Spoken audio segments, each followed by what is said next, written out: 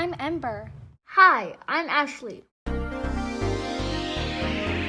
Today, we'll be reviewing the super popular Netflix show, She-Ra. This is the last part of our 3-part series. Also, copyright disclaimer.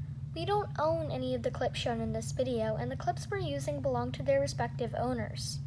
Without a doubt, this video is going to be full of spoilers for the entire series. You have been warned. This video is going to say some negative things about how She-Ra handles redemption. However, we have no hate for the show and actually really enjoyed it. Redemption is a very messy topic.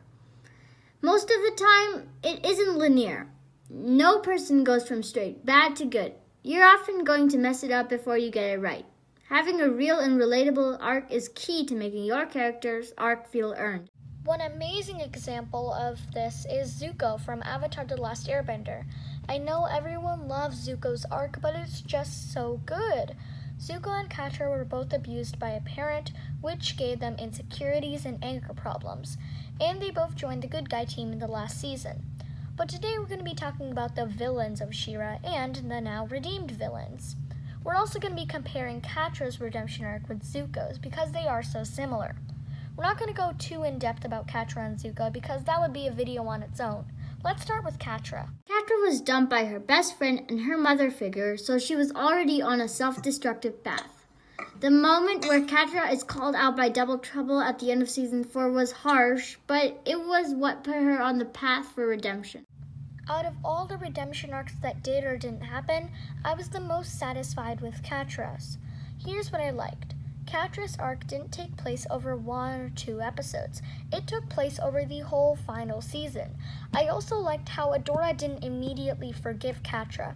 When Catra needed help, she herself needed to ask for help. Catra doesn't complain when people call out that she has been a terrible person or when she's hurt people. She just continues to work on herself. But here's what we didn't like. Catra was forgiven by everyone immediately. Now this makes sense considering if there were people who wouldn't forgive Catra, it would probably be Mermista for the destruction of Selenius and Scorpia for the way Catra treated her. But we also saw in the final minutes of the show that Scorpia immediately gave Catra a big hug. I don't know how to feel about this. On one hand, it's nice to see them reunite and be friends again, but on the other hand, I wish Catra was held a little more responsible. But since those two weren't in the main plot for the majority of the time, another person should have been Glimmer. Glimmer and Catra were imprisoned together for the first 3 episodes. However, nothing is said about the loss of Glimmer's mom, Queen Angela. Glimmer just never brought it up. Now let's compare this to Zuko's arc. Zuko was sort of forgiven at first by everyone but Katara, which makes sense because she knows what Zuko is truly capable of. Something which I find interesting is that Katara seems to link her anger for the death of her mother to Zuko, who is the Prince of the Fire Nation.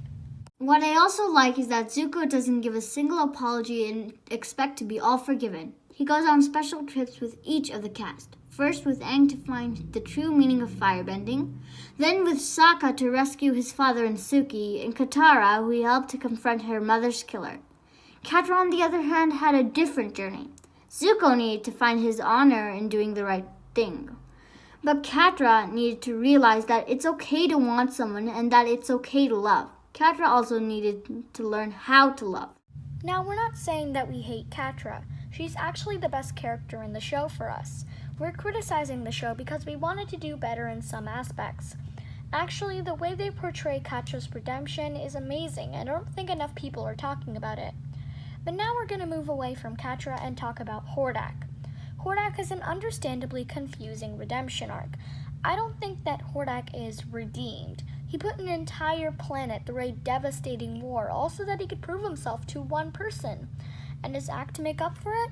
He throws Horde Prime down into the bowels of his ship for Entrapta, which, that scene was awesome, not gonna lie. But he fails to kill him and becomes Horde Prime's new host.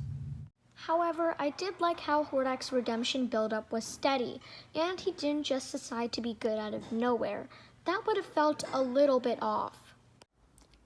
Now we're going to talk about Shadow Weaver. Shadow Weaver has always been an interesting character because of the way her character was handled.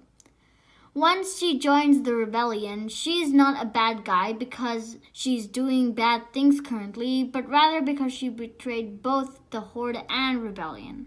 Years ago, Shadow Weaver was Lightspinner, a powerful sorceress in Mystacor, and she was on the good side. However, power corrupts her and she betrays the good guys. Then she betrays the Horde. So she's a villain because she was a villain and she's done bad things in the past. But she's also a villain because she's betrayed both sides before, so she's completely untrustable. However, I did like that Shadow Weaver's redemption fit her personality. She died for her redemption, so it was both selfless and selfish. It was selfless because she saved Catra and Adora without an ulterior motive, but it's selfish because she also relieves herself of the long, hard path of becoming a better person and being redeemed in a way that Catra was. Those were the main redemption arcs, but now let's talk about some more minor ones. First, Entrapta. Entrapta did get held accountable for her actions slightly. When confronted with the fact that no one in the Alliance trusted her, she revealed that she isn't good with people skills, but she tries her best to use technology to communicate. This moment is really sweet and is one of the best moments of her character. The other villain that joined the rebellion is Scorpia. Scorpia is very bubbly and sweet, immediately making her friends with Perfuma. However, I do think Scorpia could have been held a little more accountable for her actions. I think the fact that she left, she was really sweet and kind, and that she had a tragic backstory made her redemption let off a little easily. Even though Glimmer was such a terrible person in Season 4, I think that she was right when she didn't immediately coddle Scorpia for switching sides.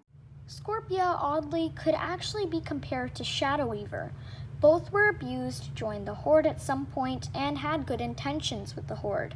The only difference is that Shadow Weaver was rightly called out. No one except for Glimmer trusted her, but Scorpia proved that she was one of the group, and she is one of the best characters, so though her redemption was undercooked in my opinion, her character is still great regardless.